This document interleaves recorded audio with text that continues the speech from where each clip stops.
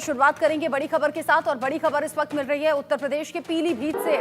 बड़ा अपडेट आप जानिए, 3 खालिस्तानी आतंकियों का एनकाउंटर हुआ है। जो जानकारी मिल रही है, मुठभेड़ में मारे गए हैं 3 खालिस्तानी आतंकी।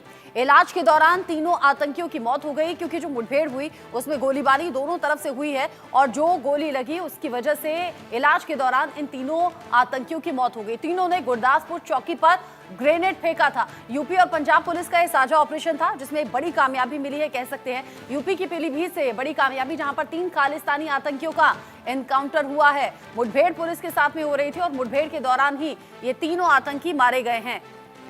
बड़ी खबर उत्तर प्रदेश के पीलीभीत से, जहां पर यूपी और पंजाब पुलिस ने मिलकर ये साझा ऑपरेशन चलाया। पीलीभीत में यूपी और पंजाब पुलिस एक साथ पहुंची। पुलिस से मुठभेड़ इन आतंकियों की हुई। मुठभेड़ में अब मारे जाने की खबर 3 खालिस्तानी आतंकियों की मिल रही है। गोली जब उन्हें लगी तो अस्पताल पहुंचाया गया और उसके बाद में इलाज के दौरान ही तीनों ने दम तोड़ दिया। साझा ऑपरेशन में ये कामयाबी मिली है, जहां पर आतंकियों को ढेर किया गया।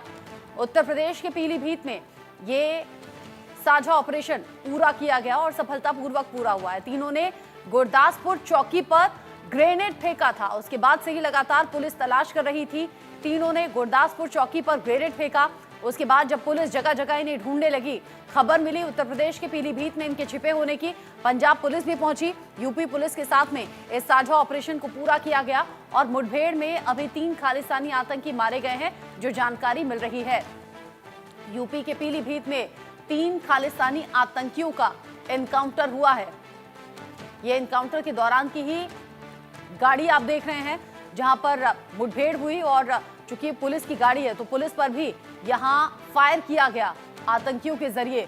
यानी कि दोनों तरफ से गोलियां चल रही थी और इसी दौरान तीनों आतंकियों को गोली लगी। अस्पताल पहुंचाया गया, लेकिन इलाज के दौरान ही तीनों की मौत होने की खबर मिल रही है। 3 खालिस्तानी आतंकियों का एनकाउंटर उत्तर प्रदेश के पीलीभीत में हुआ है, जिसमें पंजाब पुलिस का भी बड़ा रोल रहा।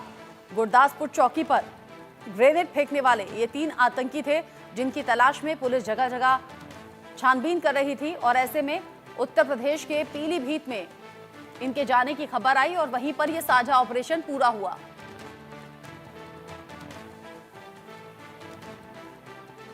इस खबर को लेकर ज्यादा अपडेट के साथ इंडिया न्यूज संवाददाता अभिषेक मेरे साथ में जुड़ गए हैं। ज्यादा अपडेट के साथ अभिषेक, 3 आतंकी जो कि उत्तर प्रदेश के पीलीभीत में छिप गए थे, उसके बाद पंजाब और यूपी पुलिस ने साझा ऑपरेशन चलाया। अभी का ताजा अपडेट क्या है? बिल्कुल, इन तीनों आतंकवादियों के बारे में ये जानकारी मिल रही है कि खालिस्तानी एक्शन फोर्स से भी जुड़े हुए थे। बब्बर खालसा और कई सारे नेक्सस के लिए काम कर चुके थे। सीधे तौर पर कहा जाए तो पंजाब में हुए ग्रेनेड हमले में इनका सीधे तौर पर हाथ था। कई दिनों से सर्वेलांस यूनिट और यूपी एसटीएफ की टीम इन लोगों का पीछा कर रही थी। आज इनकी लोकेशन पिन पॉइंट हुई, जिसके बाद इस ऑपरेशन की शुरुआत हुई। यूपी पुलिस और साथ ही साथ एसटीएफ और पंजाब पुलिस ने मिलकर इस ऑपरेशन को कामयाब बनाने में कामयाबी हासिल की है। दोनों तरफ से कई राउंड्स फायर हुए। इनके पास ग्लॉक पिस्टल्स थी, AK-47 थी, जिससे ये लगातार फायरिंग करते रहे। एसटीएफ के बहादुर इंस्पेक्टर्स और सब इंस्पेक्टर्स की तरफ से बहुत देर तक फायरिंग चलती रही और फिर इन तीनों को गंभीर रूप से घायल कर दिया गया उस फायरिंग के दौरान, जिसके बाद इनका पूरनपुर के जो CSC है वहां पर इलाज चल रहा था, जिसमें इन तीनों की अब से कुछ देर पहले जानकारी मिल रही है कि इलाज के दौरान मौत हो गई है। जी, जिस तरीके से आपने बताया अभिषेक कि ये बड़ा ऑपरेशन था और बड़ा ऑपरेशन जो कि यूपी पुलिस और पंजाब पुलिस ने मिलकर चलाया। गुरदासपुर चौकी पर ग्रेनेड फेंका इन लोगों ने और जाकर यूपी में छिप गए। अब क्या ये सिर्फ 3 की ही संख्या में थे? क्या इनके कुछ और साथी हो सकते हैं जो आसपास छिपे हों, या फिर उन तक पहुंचने की कोशिश क्या अभी भी पुलिस की है, या ऑपरेशन अभी खत्म समझे इन तीनों के खत्म होने के बाद? बिल्कुल, ये एक बड़ा सवाल है, लेकिन जो जानकारियां हमें मिल रही हैं सूत्रों के मुताबिक, जो जानकारियां मिल रही हैं कि कुछ ऐसे लोग जो इस संगठन से जुड़े हुए थे, वो लंबे समय से उत्तर प्रदेश और उत्तर प्रदेश के सीमावर्ती प्रदेशों में छुपकर किसी ऑपरेशन को अंजाम देने की साजिश रच रहे थे और जिनको लेकर लगातार एसटीएफ कई सारी मॉनिटरिंग कर रही थी और जिस मॉनिटरिंग के चलते ही इन तीनों के बारे में पिन पॉइंट लोकेशंस की जानकारी मिली। अब और कौन आतंकी हैं जो इस तरह की साजिश में शामिल थे या इस तरह की किसी कारस्तानी को अंजाम देने के मूड में थे, या फिर यूपी में कौन ऐसा सिंडिकेट है जो इनकी मदद कर रहा है, यानी उत्तर प्रदेश के भी सिंडिकेट माफिया से भी हाथ क्या जुड़े हुए हैं, ये वो सारी बातें हैं जो अब जांच का विषय है, और कई सारे ऐसी बातें हैं जो अब आने वाले दिनों में और खुलकर सामने होंगी। लेकिन हाँ, इसमें कोई दो राय नहीं कि एक बड़ा ऑपरेशन था।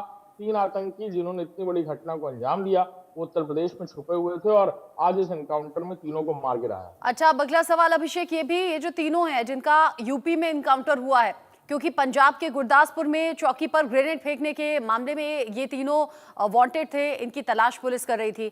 सवाल ये कि क्या पंजाब से बिलोंग करते हैं, पंजाब में घटना को अंजाम देकर तब यूपी में आकर छिप गए थे, या यूपी से बिलोंग करते हैं और जाकर पंजाब में इस घटना को अंजाम दिया गया? बिल्कुल, तीनों ही गुरदासपुर के रहने वाले हैं, यानी पंजाब के मूल निवासी हैं। वहीं पर ही इन्होंने इस घटना को अंजाम दिया और फिर आकर यूपी में शेल्टर लिया। ये पहली बार नहीं है कि जब पंजाब में, हरियाणा में या फिर मध्य प्रदेश में घटना को अंजाम देने के बाद उत्तर प्रदेश में आकर इन लोगों ने शरण ली है। लेकिन कई बार पंजाब या खासतौर पर जो पीलीभीत है वो आपस में इंटरकनेक्टेड दिखा है कई सारी घटनाओं में।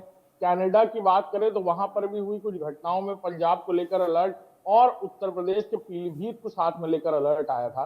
तो आपस में इस इंटर कनेक्शन को लेकर एसटीएफ और देश की कई एजेंसी, कई बार एनआईए भी कार्रवाई कर चुकी है, और देखना होगा कि क्या पीलीभीत और पंजाब कनेक्शन को लेकर और भी बातें निकलकर सामने आती हैं। अब ऐसे में पंजाब से इनका कनेक्शन, गुरदासपुर के मूल निवासी जैसा कि अभिषेक बता रहे हैं, और तीनों आतंकी अभी मारे गए हैं, ढेर हो गए हैं, पुलिस पर भी फायर किया। अभिषेक, वो गाड़ी भी हम दिखा रहे हैं जो पुलिस की गाड़ी है, और उसके कैसे शीशे चकनाचूर हो गए हैं। यानी कि ये जो हाईफाई हथियारों के साथ, हाईटेक हथियारों के साथ आतंकी मौजूद थे, पुलिस पर भी जमकर फायरिंग की इन्होंने। बिल्कुल, इस पर कोई दो राय नहीं। सोफिस्टिकेटेड वेपन्स थे, ग्लॉक पिस्टल्स जिस पर रिपीटेडली फायर किया जा सकता है और अचूक निशाने के लिए मानी जाती है। ग्लॉक पिस्टल्स हैंडी होती है, हथियार बहुत हल्का होने से इसे इस्तेमाल करना किसी के लिए भी बहुत आसान होता है। इसके साथ साथ AK-47 राइफल, इसका इस्तेमाल कर रहे थे ये लोग। यूपी पुलिस के लिए अचानक से अगर कोई गश्त पे निकलता है तो इस तरह के हथियारों से काउंटर बैलेंस करना या फिर काउंटर करना बहुत मुश्किल है। इसलिए एसटीएफ ने बहुत फुल प्रूफ प्लान बनाया। पहले पूरे इलाके को पिन पॉइंट लोकेशन किया गया, वहां पर जाकर रेकी की गई, कंफर्म किया गया, और फिर जैसे ही वो ये लोग वहां पहुंचे, बदमाशों ने भी तुरंत वहां से गोलियां चलाना शुरू कर दिया, आतंकियों ने गोलियां चलाना शुरू कर दिया। देर तक एनकाउंटर चलता रहा। देखिए, तस्वीरें दिख रही हैं कि कैसे पुलिस की जो व्हीकल है, पॉलीगॉन व्हीकल है, उस पर भी किस तरह गोलियां चलाई गई हैं। इन्हें कोई खौफ नहीं था पुलिस का। ऐसे में जो छोटे मोटे बदमाश होते हैं वो भाग निकलते हैं, लेकिन इन्हें कोई खौफ नहीं था। ये पूरी तरह सामने आमने की लड़ाई कर रहे थे, क्योंकि इन्हें विश्वास था कि इनके पास AK-47 है, ग्लॉक पिस्टल्स है, जो पूरी तरह मुंहतोड़ जवाब दे पाएंगे ये लोग एटलीस्ट पुलिस को। लेकिन इन्हें अंदाजा नहीं था कि यूपी एटीएस पूरी तरह, यूपी एसटीएफ पूरी तरह तैयारी करके बैठी है, पंजाब पुलिस पूरी तरह से तैनात थी वहां पर। और जब ये फायरिंग शुरू हुई तो तीनों फोर्सेज ने मिलकर जिस तरह काउंटर किया, तीनों की जान फिलहाल गई है और इनकी ग्लॉक और AK-47 इनकी जान नहीं बचा पाई। अच्छा, ये बताइए, देखिए जब भी इस तरह के ऑपरेशंस होते हैं अभिषेक, अगर कोई आतंकी मारा जाए तो उसे सफलता कहते हैं, अगर जिंदा पकड़ा जाए तो कामयाबी ज्यादा बड़ी इसलिए हो जाती है क्योंकि कई क्लू वहां से मिलते हैं, कई जानकारियां मिलती हैं। अब ये तीनों जब मारे गए इस मुठभेड़ में, तो तीनों के साथ वो राज भी दफन हो गया।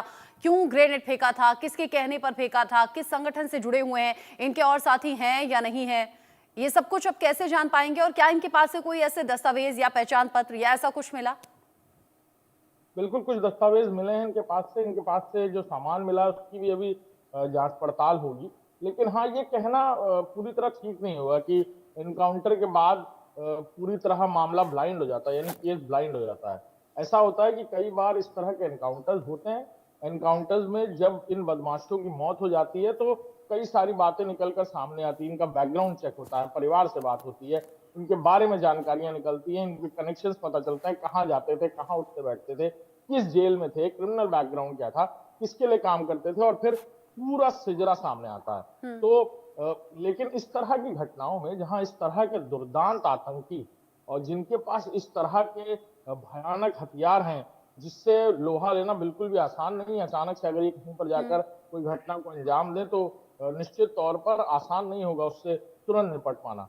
ऐसे लोगों के सामने जब एनकाउंटर की सिचुएशन आती है ऐसे लोगों से, तो सीधे तौर पर पुलिस के लिए भी बड़ा चैलेंज होता है और एसटीएफ कई बार इस चैलेंज को हाँ। पूरी तरह से अब देखना होगा पूरा इन करते चैलेंजेस से कैसे निपटेंगे। फिलहाल के लिए तो ये कामयाबी है कि 3 आतंकी मारे गए, पुलिस पर भी जमकर फायर किया, वो तो गनीमत है कि पुलिस वालों को कुछ नहीं हुआ। शुक्रिया आपका अभिषेक, ये सभी जानकारी दर्शकों तक पहुंचाने के लिए।